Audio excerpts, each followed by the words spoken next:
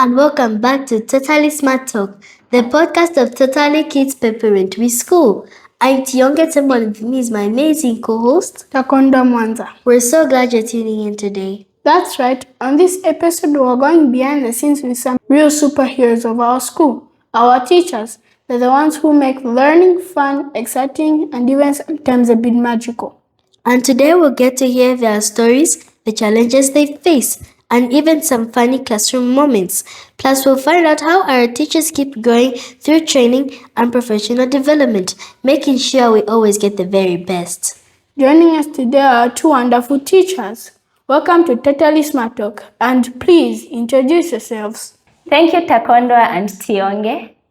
Thank you for having us. My name is Miss Imelda. I teach reception class, which is known as Conqueror Green. And thank you also from me, and I'm delighted to be part of this show. My name is Mr. Moses. I teach 3rd grade. Let's start with something fun. What do you love the most about being a teacher? Interesting question indeed. There are so many things I love about being a teacher. One of them is the time that I get to spend with the learners, both in classroom and outside classroom, where we get to play and interact with them, telling you what they love, what they don't love, and what they would want to become in future. For me, what I love most about teaching is the time I do the circle time with my students, because that's the time that I get to learn what they like and what they do not like. It also helps to build their vocabulary because we tend to exchange ideas on many different topics during circle time. So that is the most thing I love about teaching. Every day in class must be different. Can you share a funny or unforgettable moment you had with your students? Wow, I'm excited to share that fun moment that I had with one of my students, my former conquerors, so to say. They are now in grade 1. Can you imagine? So one day he walks up to me and says, Miss Imelda, do you know that a hamburger is actually not an unhealthy food? And then I was like, what do you mean it's not an unhealthy? And then he went ahead to say, a hamburger has got chicken in it, it has got tomato, it has got onion, and all these other health foods in it. And then I concluded to say, oh, actually, a hamburger is a health food, but it doesn't need to be eaten on a daily basis. It's a once-off thing. Wow, what an amazing moment you had with your students, Miss Imelda. My funny moment, however, is when we were doing circle time, and this time we were doing reading. It was reading time. So we were focusing on some sounds, and then I wrote a word on the board. So the word, I'll spell it out for you, CHILD. Can you imagine what some of my students said? So one raised their hand and said, Teacher, I know the answer. And he went and said, it's chilled. We laughed because we were all excited to hear that, right? And then he said, oh, you've tried, but it is pronounced as child. I remember that day even up to now, and I'm excited that he had to take his time to try out, because when you try, then you get it right next time. Now let's talk about growth. At Totally Kids, we know that teachers never stop learning. Can you tell us about kinds of trainings or professional developments you've been part of recently? Of course, Tionge. There are several workshops that I've attended that pertains to professional development. And this has really helped me to develop on an individual level and in my capacity to deliver as a teacher. I have attended several workshops like with ISAs, where we were looking at how to effectively teach in science, and also to not just limit our teaching in the classroom, but also go outside and do more with the kids by engaging them into what they would touch or feel or just have their presence to be explored. And there are other courses that we attended with the Cambridge, where we're looking at how we can teach in terms of blending and helping the children to become independent, engaged, and responsible, among others. So these have really made me be confident in my delivery as a teacher, and has also helped me to guide others. The recent one that I remember was the one I attended where we were talking about ICT. So the use of ICT in education. Like, for example, how do you come up with a worksheet that would help you? So all those courses have really impacted me so much. To add on what Mr. Moses has already alluded to, we have had a lot of workshops actually this year. And I remember I attended a Jolly Phonics one where we teach children how to read, how to blend, and also sound recognition and things like that. Then we also had the other one for TTT, Teachers Teaching Teachers. Have you ever heard of a thing like that, guys? No. A teacher being taught? Of course, teachers also need to be taught because they cannot give out what they do not have. How can they give out knowledge to children if they do not have it? So they need to undergo some trainings so that they can have that knowledge that then they can inculcate in the minds of their learners. Then we also had another one for ICT, where we had to learn about technological tools and these searching engines that have then been introduced and how we can then use them in our teaching. So we have had a lot to mention, but just a few, really. How do those trainings help you in your classroom? Can you give us an example, something you've learned and applied with your students? Of course. Like, for instance, the one that I've talked about, the Jolly Phonics one. So with me here, I carried something to just give you a simple illustration. Since I've mentioned about Jolly Phonics is a multi-sensory approach. So we don't just talk about a specific sound. For example, we are talking about sound D. And then I'll tell my students to say that letter D makes sound D. We need to engage ourselves or engage my learners in some activities that will then help them to remember, even if at all they don't get to see that letter being written on the board. They may hear maybe a song somewhere or somebody doing some action. For sound D, for instance, it makes the sound D, and then it will go, see me play on my drum. Playing drum is lots of fun with a D, D, D, D, D, D, D, D, D. See me play up on my drum. And you know what? Children love singing. So whatever it is that you're teaching them and you just involve singing, they'll just get it. So this is how I apply what then I learned in Jolly Phonics with my learners. Wow, Miss Imelda, that was so fun. I've really enjoyed the sound that the D is coming from, the drum. Also to share, I've learned a lot and then this has helped me. But then before I continue, do you know that you people learn differently? No. Tionge Taekwondo? Okay, so when we're learning, I'll describe a few certain types of people and how they learn. So there are those who are called the kinesthetic learners, those who love learning by doing activities like running, jumping, throwing balls, doing stuff that are allowing them to move from place to place. Do you love learning like that? Yes. Oh, okay, that's interesting. Then there are those that love learning by simply touching things. They will remember because they touched the material, they felt it, and these are called the tactile learners. They learn best through touching. Taekwondo, do you love learning through touching? Yes. Okay, because you do, I came with something today that would help me to explain. Okay, you see this one? So this one is the human anatomy, where we can see the body parts or the body organs that we have there. So for me as a teacher, when I attended these several workshops, we were taught to say, don't just speak about things, bring them. Let the student see and touch.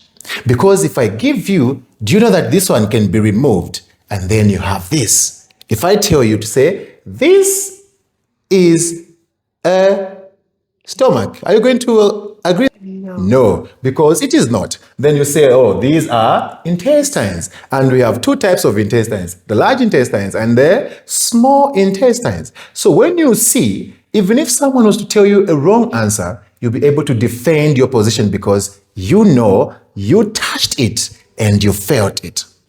Are we together? So there are several other things that I came with today. Also this one, that helps us to teach science lessons also to do with physics. So when you look here, this is a set of electrical circuit that you can design and which can help you to understand how electricity does get to your home. What is the process? Where does the power come from? Where does it pass? Does it pass through the air? So you ask all those questions, but when you learn through this, you are able to touch and to feel it by yourself. Then you understand, say, this is what usually happens. So just to mention, but I feel this is what I've learned and this is how I've been able to enrich my student with the knowledge that I got from workshops that I attended. Wow, that's so inspiring. It really shows that being a teacher is about always improving so your students can succeed. Okay, a quick fire round. To know you better, what was your favorite subject when you're in school? What is one hobby you enjoy outside of teaching? And if you weren't a teacher, what other job would you love to try? To know me better, huh? Wow. Okay, so my favorite subject was English. And then it was also my best subject. I hope you guys have learned the difference by now between best and favorite. If you haven't, I'll give you homework. And then about my hobby, I love reading. Do you love reading too? Yes. Yeah, I love reading because reading is where we get knowledge from. Reading has got all the resources that we need as teachers to go about teaching. So I love reading as a hobby. And then what I would have been if I didn't become a teacher, is it? Okay. I would have been a laboratory technician. Do you know what that means? Somebody who tests medicine in the hospital. I would have been that aside from being a teacher. But then I love teaching. I really love teaching. Yeah. Interesting. I had passion for math since way back when I was in grade 5. And since then, it had become my favorite subject, and I still love it even now, because one man told me, math is your life, because everything about you is calculated. Just imagine, your age is in what? In numbers, right? The amount of food you are going to eat, you have to measure it. The steps you have to take from your room to the bathroom, you have to know how many steps you can take. So basically, everything that we do is all about math. And since that day, I really enjoyed math. So that is my favorite subject. And then coming to the second question, if I did not become a teacher, I would be in business, because I have always wanted to do something in line with stationery. You know what stationery is? Where you get to buy this office equipment, the printers, the paper, the pencils, and you people come to buy from me. And that would have been one way of my line, but I haven't dropped that thought because I still want to do that. So yeah, besides teaching, I would be in business. And to answer the last question, what is my hobby? Wow. Do you want to take a guess of what my hobby is? Tiange, Takondwa? Okay, I will save you time. My hobby is cooking. I love cooking. So whenever I'm not engaged in something that is going to require my all time, I will just be there in the kitchen preparing dishes. You should come and test one day. I will. Okay. And now it's time for our question box. We picked a few questions from our students for our teachers. Our first question comes from Ethan in grade 4. Why do teachers give us homework? That's a classic one. What do you think, teachers? Oh, wow. Classic one indeed. What if I say because we love giving homework? Do you think that's the reason why? Okay, so we give homework in order to help our students to study even away from home. It's not punishment, as some may think. Have you ever thought that a teacher punished you by giving you homework? Yes. Really? So it's not punishment, like some may think. It's a way of helping you to get the concepts that you may not have gotten properly in class. It's reinforcing those principles that you didn't really get to understand very well in class. So when you go home, you go about, like Mr. Moses had explained about the human body. So when you go home, you start also analyzing on your own. And maybe mommy or daddy comes, or your big brother, your big sister, your elder sibling. They come also and help out to make you comprehend better. Because sometimes it's not just that we learn from classes. Sometimes we learn also even from home. So we give homeworks to help you children also understand the concepts better and research on your own. Because there are certain things that you actually know that you were not taught by a teacher in class. Did you know that? No. Really? There are certain things that you guys know that you were not even taught. Some of these things, you even get them from TV. You get them from your iPad, your tablets. You get that knowledge from there. And it also helps even in terms of doing homework. So it's not really a punishment like you thought it was, Takondwa. Yeah.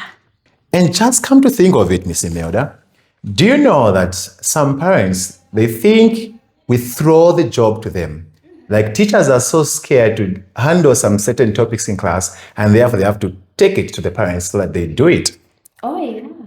However, some purposes why we give homework is for the parents to know what is actually happening in class. What are the students really looking at this week? So if we give homework, it is just for them to have an idea of what is happening in class. And then it will help the parent to know where they will scaffold, where they're going to help the child. If, for example, Tionge, you are struggling with pronouncing certain words, because of that homework, mom or elder siblings will help you to do what? To cover up, to know how to correctly pronounce those words. That is the purpose. And sometimes homework is given to prepare us for the future. For example, when you are in grade 5, you'll be preparing to write your exams in grade 6, isn't it? So for you to come and write, you need to be prepared. And therefore, homework in line to prepare you either for exams or tests will be given so that as you read or study those materials, you are getting closer to getting better during your exams. You hear that, Takondwa? So homeworks are never a punishment, like I heard you mentioned, but are there to shape you, to help you. And sometimes they can help you to discover things. Do you know what happens to water when you put it in the freezer? Yes. It freezes. So when something freezes, what happens? It becomes solid. It becomes solid, right? But then would you know if the water was just put on the table like that? You wouldn't know if it's going to freeze, right? Until you get it and put it where? In the freezer. Now the question is, do we have the freezer in our classrooms? No. No. So the freezer is right there at home. So you can just get a cup or a bottle, put water in it, and set it right there in the freezer. You wait for some minute, then you find that, or some hours, you find that it's what? It's frozen. And then you would have identified or have learned to say, water turns from liquid to solid. And there you've learned all by yourself the beauty of homework. Another one from Emmanuel. The teachers get nervous before tests? Absolutely. We do get nervous, Tionge. It's natural. After all, we are all humans. We are affected by emotions. I do get sad just like you get sad. So it's normal for me to feel anxious before some big events. You see? But then I learned one thing. My mother taught me to say, being courageous doesn't mean that you are not going to be afraid. It just means that you are able to stand in the face of danger or fear when you're anxious, but you just stand and do the right thing. So yeah, I do feel anxious when I'm about to do something that I've not done before, for example, and I'm doing it for the first time, or sometimes it just comes like that. But I have to suppress it and do my best in order not to fail. Those are two beautiful questions. And to add on what Mr. Moses just said, you know, being nervous is inevitable. We are emotional beings, remember, as humans. But then what you do in that moment of nervousness or fear is what really matters. You know, as our school bases its values on Christian values, on Christian grounds, how many of you go to church? Yes. So you need to know what also God says about being nervous or about being anxious.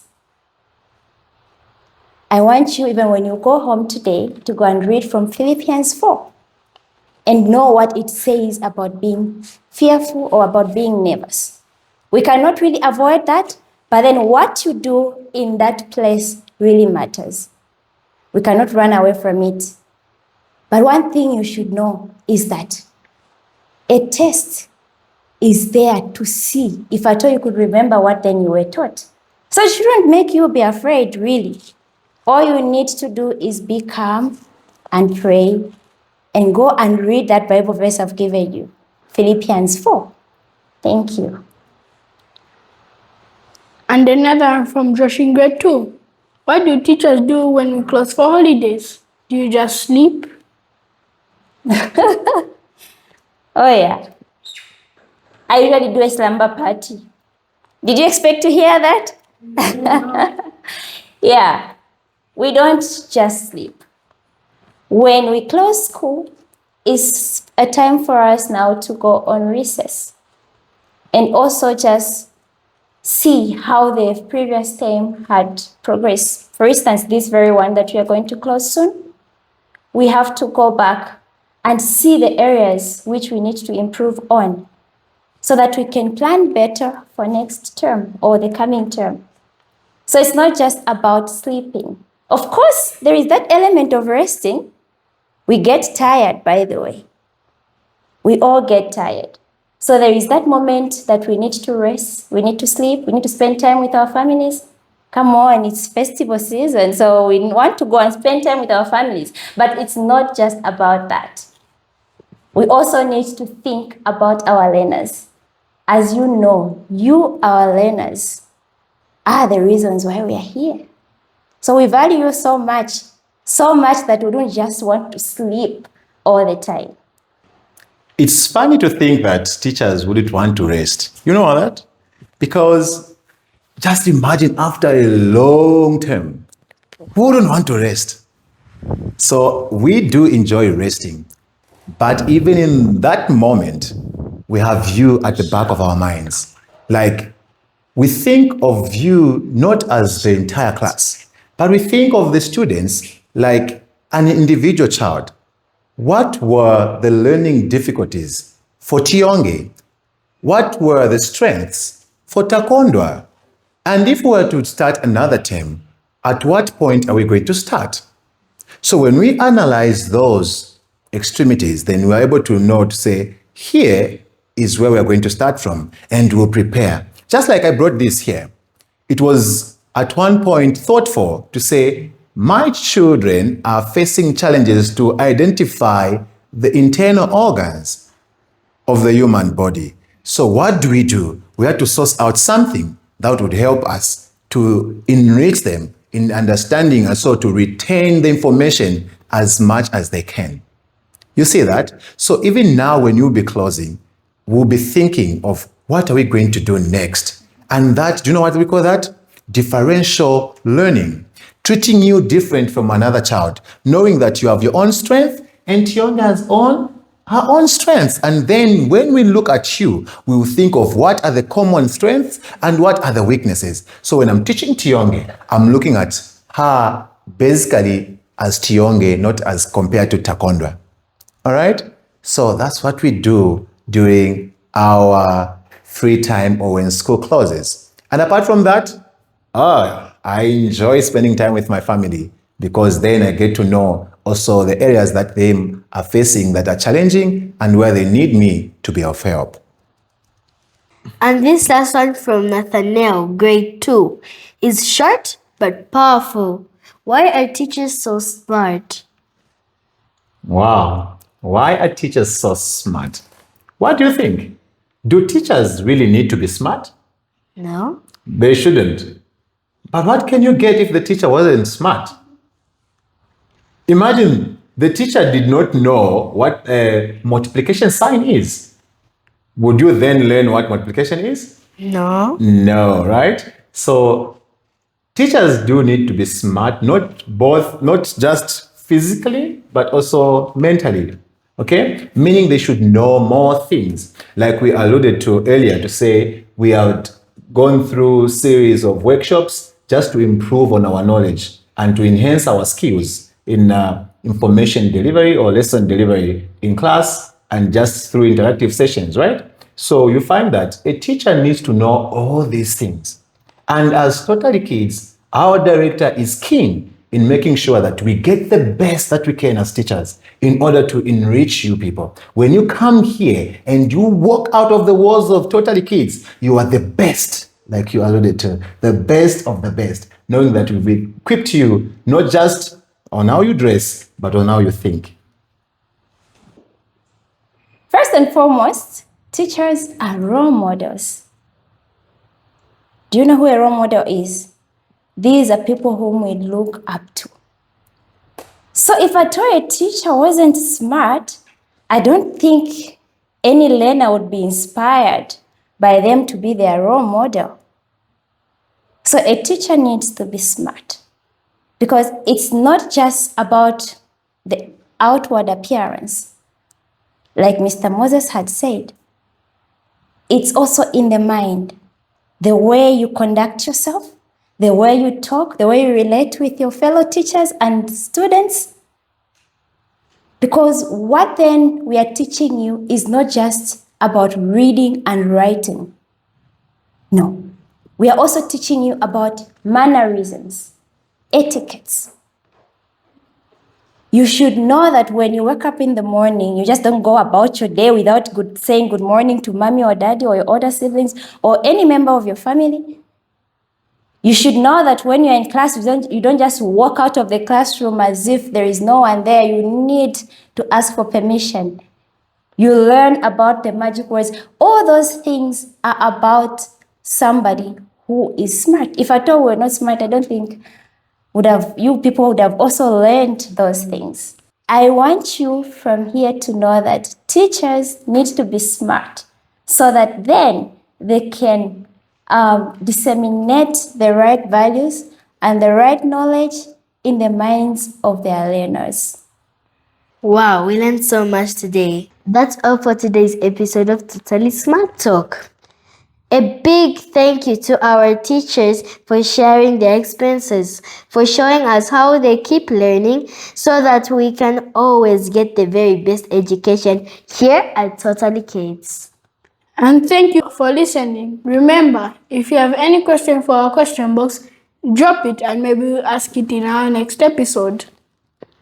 Don't forget to subscribe on YouTube and check the school website for new episodes. Until next time, keep learning, keep smiling, and keep being awesome. See you soon on Totally Smart Talk. Bye.